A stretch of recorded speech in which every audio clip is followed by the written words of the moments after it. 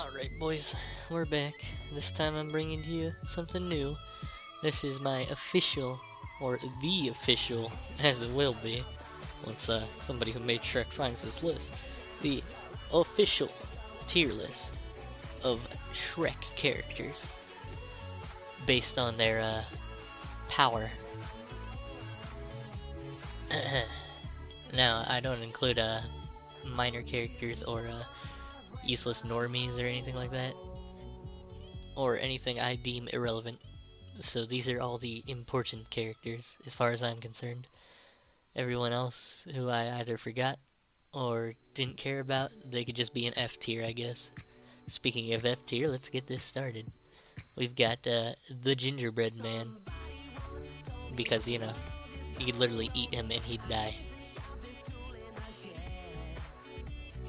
You could just rip off his limbs and he'll be a cripple. So yeah, I think the gingerbread man's probably the weakest character here. Definitely, 100%. That's why he's an F tier by himself. Then for E tier, we got the three blind mice, because you know, they could just eat the gingerbread man, so they're definitely stronger than him. But literally anyone else higher in the tier could just step on them or something. They're also blind, so you know, you just like shoot them. I don't think they're quick enough to dodge a bullet with their super hearing or whatever. Then in D tier, we've got that useless cunt Arthur from Shrek 3, I guess. I'm not too brushed up on my Shrek 3 lore, but as far as I remember, he was pretty wimpy and he got bullied by everyone. So I think everyone above this tier, and so even the D tier people would probably bully him, but he could still at least beat the mice. Pretty much everyone can, that's why they're all above them. And we got Pinocchio. He doesn't really fight much, or at all, which is why I put him in D tier, because I think he's pretty wimpy alongside all these people. And then we got Prince Charming, who's just a pussy, and he loses to Fiona, which automatically puts him a tier lower than her. Even if he has, like, good looks or whatever, it doesn't matter if he just gets whooped. Pretty shitty character, too. Probably the worst villain in the franchise. That's why he gets dethroned by his own mother. And then we got base form Rumpelstiltskin. Once again. Wait, this might have been Shrek Forever After, which I only saw like an hour of. But yeah, base form Rumpelstiltskin doesn't really have any power at all unless you make a deal with him. In fact, I think just in general he doesn't have any power unless you make a deal with him. So yeah, really weak. Basically, you feed him energy if you make deals with him. So just don't make a deal with him and you can just kick his ass. Then in C tier we got Fiona. She's C tier because while she was strong in the first movie, I feel like her power really fell off and she really stopped beating people up. And her like kung fu stuff wasn't as good when she got all fat and ogre. And then I got the all the babies here too, because they're not quite tapped into their potential. And I'm pretty sure Fiona could literally just kick the babies. No one in D tier could. They'd get whooped. But yeah, the babies are, at least, I guess all of them together could overpower Fiona. And maybe a B person, but I doubt it. Which is where we come with B tier. We've got base form Puss in Boots. He's got the little sword. It's basically like a toothpick, doesn't really do much. I still think he could beat Fiona though. Just like, for the sheer fact that I feel like she wouldn't hurt an animal. And he could beat the babies because, well, he'd just run away from them constantly. He'd never be near them. They'd just strangle him. Everybody, all cats know that children are very dangerous. So just using evasive methods, Puss in Boots is clearly better than them. Whereas somebody like Pinocchio, he'd get caught. He'd get destroyed. And you know, obviously that's a pretty weak thing to do, huh, Pinocchio? Then next to Puss in Boots we got the three pigs. I'm including them all together because they're literally inseparable. They're like conjoined or something. And I feel like the three of them could definitely overpower at least Fiona and like the babies.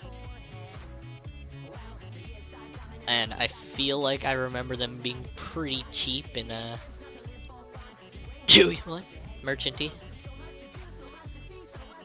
I feel like they're very conniving. And then next to them we got the OG villain himself, Lord Fairquad. Now, this is his base form, of course. He's got his little army, but you know, he's no match against anybody in the higher tiers. And even Puss in Boots has a fair chance against him because they're even like the same height, for God's sakes. And three pigs, you know, they could just triple team, give him the old TP. Classic. Then A tier, you know, this is where we start getting to the ultra powerful people. Like, these are the people you don't want to mess with. Here, first we got Dragon. Alright. Now, she might not fight much, but she's still a dragon.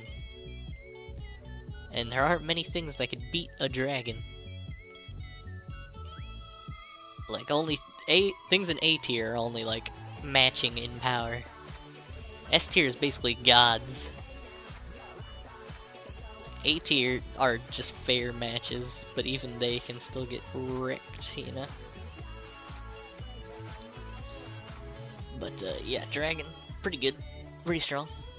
Next to her, you might be wondering, what's the big bad wolf doing here next to a dragon? Are you telling me the big bad wolf is as strong as a dragon? Maybe. But I am telling you that in Shrek 2, the big bad wolf was basically the most relevant person being trusted with guarding Shrek's own swamp. Now, I don't think Shrek would leave that to just some B-tier poser. I think he'd leave it to an A-tier god. And the big bad wolf is notorious for being able to defeat at least two of the three little pigs. I'm sure with enough prep time and stuff, he could beat all three of them, putting him a tier above. Then we got Scary Godmother. She uses like magic and crap. Magic's pretty strong in this series, you know. Nobody really has high magic resist, and their resistances in general are pretty low. And she literally just beat anyone below her, so A tier's really the only place she fits.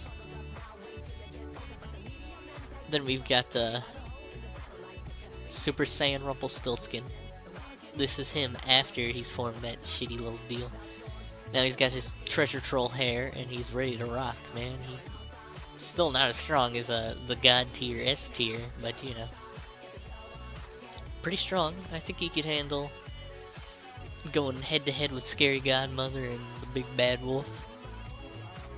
Even the dragon. But his power's very situational, because he also has to be in a contract with those people.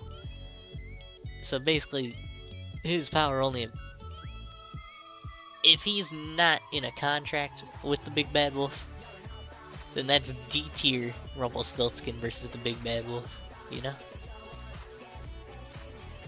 Unless, of course, he forms a contract with a god, then he's just A tier, which is what he did in the movie, so...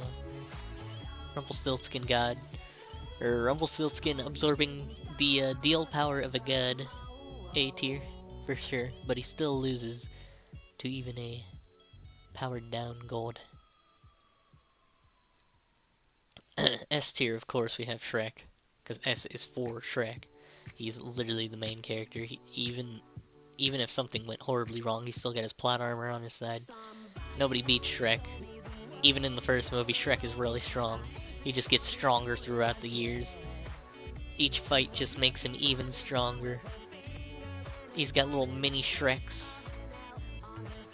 Those guys are gonna be super duper powerful when they grow up, or maybe they're just gonna be jobbers like Gohan.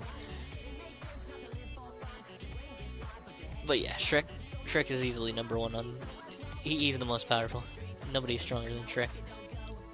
However, Donkey's pretty close. You know, he had babies with the dragon. You know, that's got to put him a tier above her.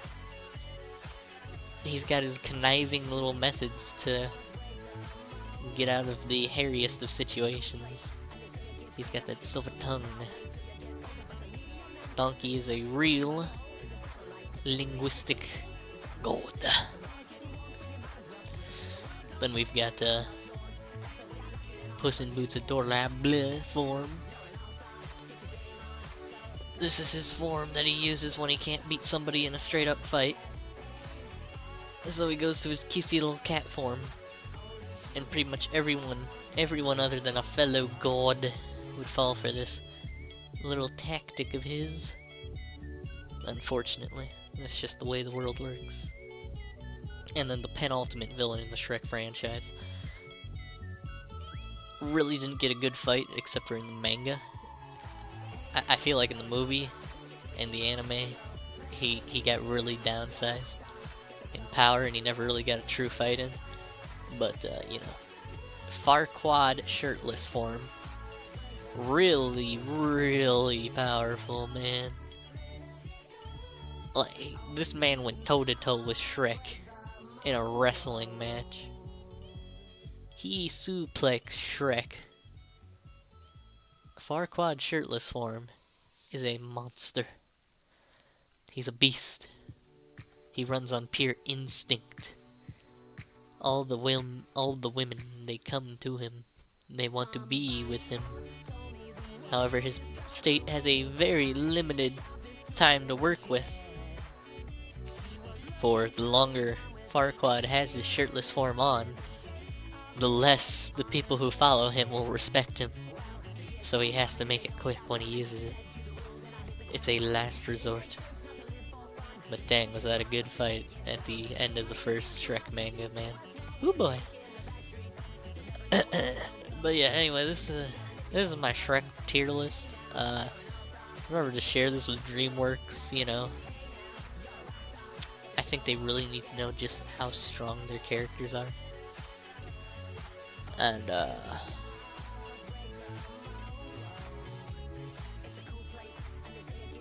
yeah. Bye.